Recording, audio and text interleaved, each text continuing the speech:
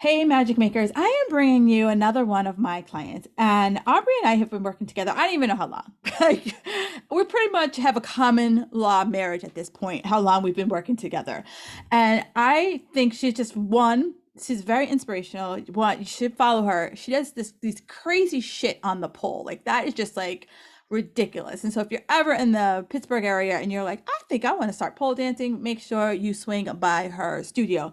But today I want to talk about our long-standing relationship. We've been client, coach, friend, confidant, all of the above for a really long time. So welcome to the show, Aubrey.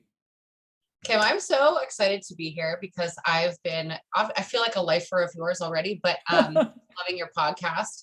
And I have a couple podcasts to catch up on. So all the topics that you have, it's been awesome. So I'm glad to be here.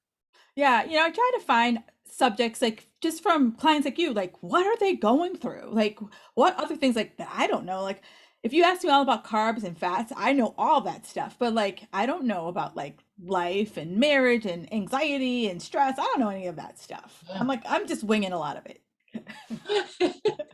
That's good that you don't know about anxiety. I mean, that's not a bad thing. I had someone on yesterday and I realized like I had high functioning anxiety and I was like, "Oh my God, that's me." I don't like to label it, so I don't associate with that. Right, but I was like, she was like writing off stuff, and like I was like, oh, hang Yeah. on. So Aubrey, you and I have worked together. Aubrey is one of my competitive clients slash lifestyle clients, and you know what? You've set some crazy goals together. And one of the biggest goals you set, this was what I don't know, 5, 6 years ago, is that you want to become a Fitness America fitness pro. Mhm. Yeah, that's true. So that was back in 2015. And it was kind of like this long time dream of mine, as I was a fitness competitor and really starting to work with, the organization that you were a part of, and then how you and I crossed paths. Um, it was really what I needed from that standpoint of, you were able to like scare me enough, that I would have some adherence. You would hold my feet to the fire. Um, and I wanted to be held accountable. Sometimes it's like I was, since I'm a wellness professional as well, I thought that I could kind of do it alone. I could do it Mm. myself. And I tried that for a long time. I could do aspects of competing very well.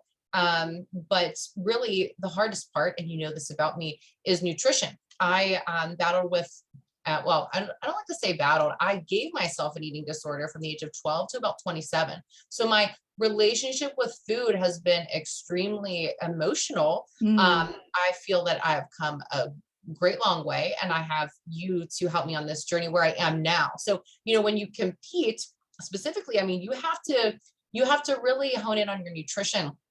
And I think you did it in a great way in terms of not falling into this typical like count your macros, count every calorie, and let's wear a Fitbit. And you want to talk about anxiety? Ha! That is anxiety to me with a capital A. And I tried to live that life. And I think that from the age of 12 to 27, where I was so obsessed with these numbers, Mm. and to have someone like you coaching me to be like, all right, we're going to let go of that and base things off of a feeling, still holding me accountable, still having, the opportunity to measure food, but also really, not playing into any of those former vices that would be triggers for me, to kind of go back down a path I didn't want to go down. Yeah, and it's funny because a lot of and people who are listening come from all walks of life, and a lot of people will look at fitness competitors and be like, "Oh, I just wish I had her discipline," or "Oh, I just wish I could just follow a plan." And sometimes the plan you're following ain't for you. Right. And the plan is like never the same. It depends on what's going on in your life too. And that's the one thing. And you've seen me, with my food habits, when I do slip back into old patterns, that even though they're not these, maybe to other people, they wouldn't be like the world's worst patterns, right? But you Right. know me so well that you're like, all right, you're better than this, and I'm going to help you. And that's why I work with you, because that I want to grow and I want to continue to, um, evolve in that way. And it's more than just nutrition. You know, your food affects your mood. Your food is reflective of what's going on in your life. I'm sure you've worked with a lot of picky eaters. Like Yeah. I like the picky eaters. I almost like, nothing wrong with picky eaters, but I always tell people, if you label yourself as a picky eater, like, do you always want to be picky? And how does that translate to other aspects of your life? Yeah. So it's just not this one part of you. It folds over into other aspects. Yeah. And, you know, one of the things that we've, you know, been working on together is that like breaking the like competitive mode. Like I always have to be in a competition, always have to be in a competition because I was there. And then at some point, and you're like, you're still vacillating, but at some point you're just going to be like, you know what? I just want to be Aubrey, mommy, business owner, wife. Yeah, I think you see me really going through that right now because there's like part of me that, you know, the conscious part of me that's like, you know, you need a goal of some sort, Aubrey, like what's going on. But my focus on goals have always been so physically based. Yeah. And now it's definitely more or less like relationship based, and honing in on that and really making that the priority. So yeah, I mean, it's, as you've said before, the shows will always be there. Yeah, you know, and you know, it's like I've been talking a lot about this. Like we all have seasons, right? And sometimes, you know, our seasons aren't as like compact as life seasons, and so sometimes winter lasts a year. And we have to be okay that winter is going to last a year and just ebb and flow and accept all of the emotions that we're going to feel during that time period. Oh yes, that's so true. I had like a great kind of line fed to me the other day, and this person said to me, Aubrey, feel the feelings. Yes. It was what I needed. Like, you know, you think like, okay, I need to get over this. I need to Yes. strong. I need to, and you're forcing it. And you've said this before, like, don't beat your body into submission. It's like, don't beat your like emotions into that too. Like ride the wave, like just let it go. And I've really been trying to apply that right now.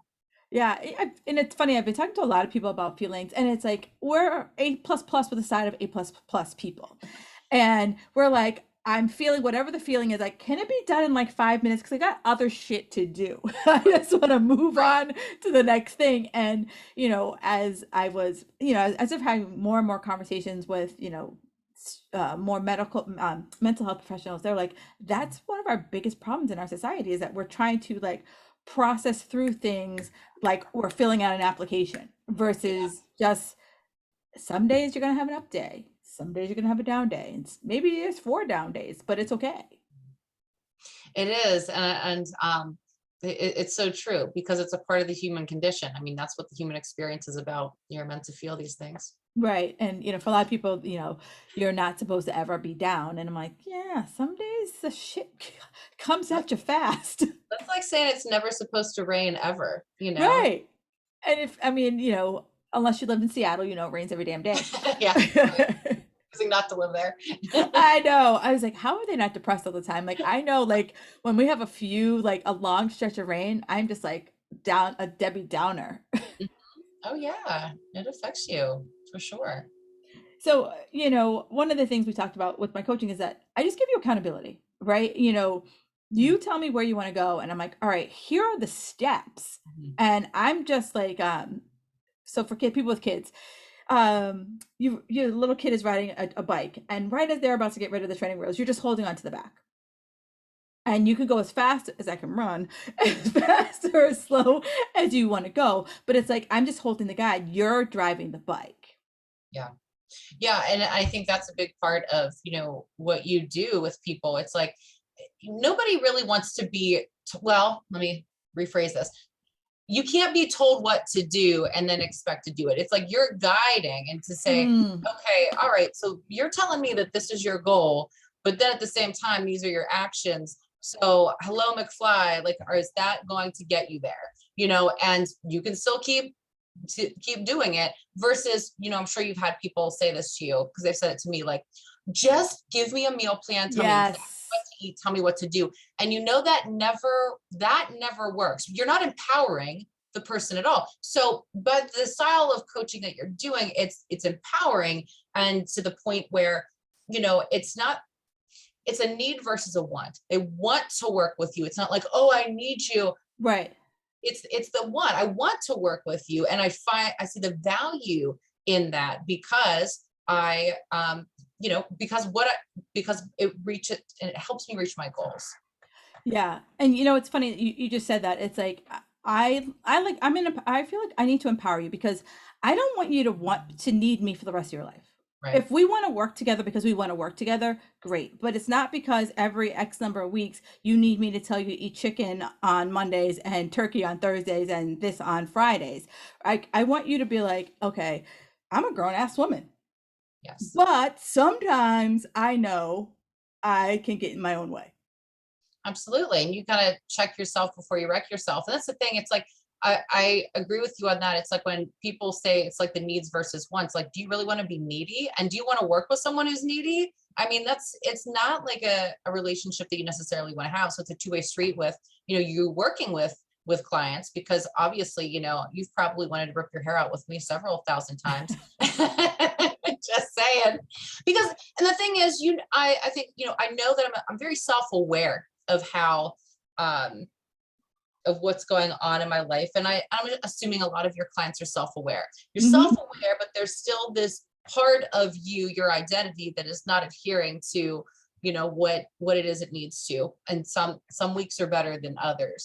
So that's kind of where I am. Yeah. And I think everyone had that self-awareness. Like, we all know what we're good at, and I know that I need help too, because I'm like, oh, I'm doing everything right. And then someone will look over my shoulder and be like, oh, well, how come you're having blah, blah, blah? You're not doing such and such. And I'm like, oh, yeah, you're right. I am not doing that. And so it's not because I don't know what to do. It's like sometimes you just need that person to open the door and be like, walk through that door, please. Well, absolutely. And I just wrote down the word blind spots. You need somebody to find the blind spots.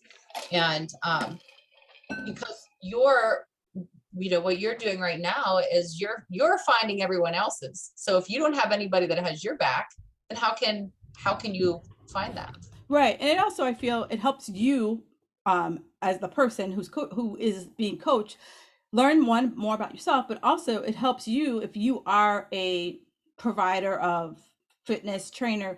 It helps you to expand your knowledge, because there's some studies you bring to me that I'm like, oh shit, hang on, let me look that up. And there's some things I bring to you that I'm like, hang on, let me look that up. So it's I like to say, I feel like it's a collaboration. I ask a lot of questions because I'm like, I want to know where you are. Like sometimes when you're preparing for all of your showcases with all your people, you're like, Kim, I just can't. I'm like, all right, I'm not even going to ask you to do anything. I'm going to ask you can you have a good breakfast? And then I'm going to walk away. Yeah. Yeah. Because it's I know when you're when you're in your busy season, and it's why would I ask you to go to the gym all this time and do this when I know that you're trying to get people ready for their time to shine? Yeah, I think something that you've really helped me out with too, because one problem that I do not have, as you know, is getting enough movement in during the day. I'm either No. or I crave movement, and I think that this is, the beauty of what I do. So what you've really actually helped me with a lot is getting more sleep, which huge deal for your sanity, for your adrenal function. I mean, for your overall health and well-being. That setting a bedtime was really, really great. And also letting go of, oh my God, I have to go to the gym every day. So I don't have that. I don't like to use the word anxiety, but because people know that word, I will say I don't have that looming over my head as an emotional guilt trip to say, well, you know what, today I'm going to sleep in, I'm going to rest. So the beauty in the resting phase is really helpful to acknowledge that. Yeah, and a lot of people, and I talked about this yesterday with the woman who talks about anxiety, is that, a lot of the anxiety comes because we don't fully go through a sleep cycle. So all of the things that help kind of purge, if you think about when you reboot your computer, right? You reboot your computer, and all the things that were causing your computer to go haywire, gone. Where that's what sleep does for us. And if we don't get a full reboot cycle, we're always going to run into that same bad bug that is going to make us think oh, why am I not doing this? And we just kind of get a little cuckoo, or we get crazier faster. Yeah, right. No, that's perfect. I love that, the reboot. Yeah, so I think everyone, we all like need a reboot from time to time. Yeah. Or just go stand in the corner and then when you're done pouting, come back Right. out. You need someone to give you that time out, right? Like Yeah. it's like, when Roman gets a little crazy, like Roman, you need 5 minutes, and then he's probably like 5 minutes later, he's like, okay, I'm good. Yep. Oh yeah, we all need the 5 minutes. Yeah. Well, I laugh like I think it was a few years ago, and you're like Roman lost his shit in the store, and you're like, it took all I could to wrestle him into the car and not leave him. Yeah, absolutely. Oh yeah. A lot of good moments with that. And I'm Definitely. sure like you're like, okay, everyone in the store is like, oh, Oh judging. yeah. When you're sweating, it's like you're trying to, I relate it to you're trying to like wrestle an alligator when you have like, a toddler and they're just having their meltdown. And you're It's like kind of this like 40, racing with a drunk. It's the same thing. yeah, you're like this 40-pound person has like, like strength of like 20 men. Yeah, absolutely. And I'm like, I thought I could do this. I work out. Why Right. can't I take you down? And you're like, I can't take down a 40-pound toddler. Yeah, that is so true. So I just, to wrap up the conversation, what if someone was like, why would they work with me? So I love really what you have done over the years. I think that first and foremost, we talked about accountability already, but that you're doing this in such a realistic way that this is going to be your style of coaching is going to help the individual last a lifetime. That is the goal. It's not Mm, this diet plan that okay, you look great for the beach and now what, and then you take the whole person into accountability, and that's a big deal because we oftentimes think like, oh, I just want to look good and then I will mm, feel good. And that's yep. not always the case. And how do you get to looking good? There's the lifestyle management components in there. So you really do help people manage their shit in terms of that.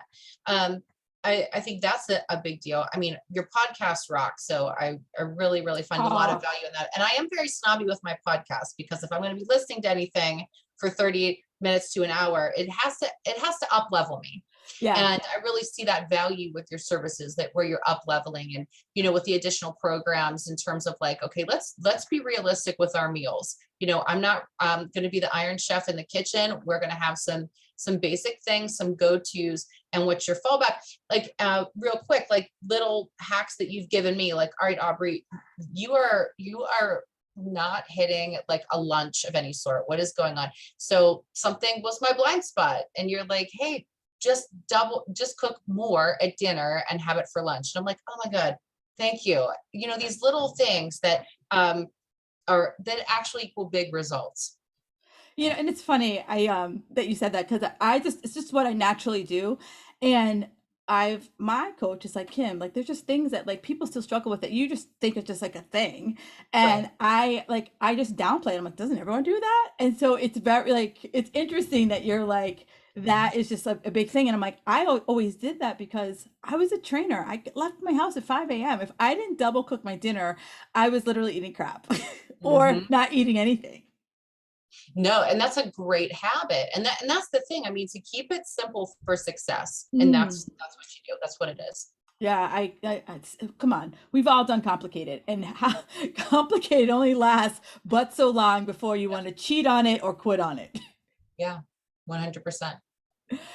Aubrey, thank you so much for doing this. This has just been absolutely fabulous. And one, like Aubrey and I work virtually, so I just love hearing her voice. And we haven't seen each other in person in like, I don't know, 3 or 4 years now. It's been a minute or two. I know. Yeah, so It'll be a good reason though, sometime soon that the universe will bring us back in the flesh. I know. I'm gonna work on doing something in person because I miss in-person things. I miss it so bad. Yeah, I feel like it's time. It's It coming is around. time. It Coming is back. time. Well, thank you so much. And Aubrey, where can people find you on the socials? Okay. Well, you can find me at my name at Aubrey Worek on Instagram and on Facebook. Awesome, awesome. Thank you again so much for doing this. Thank you, Kim. Glad to be here.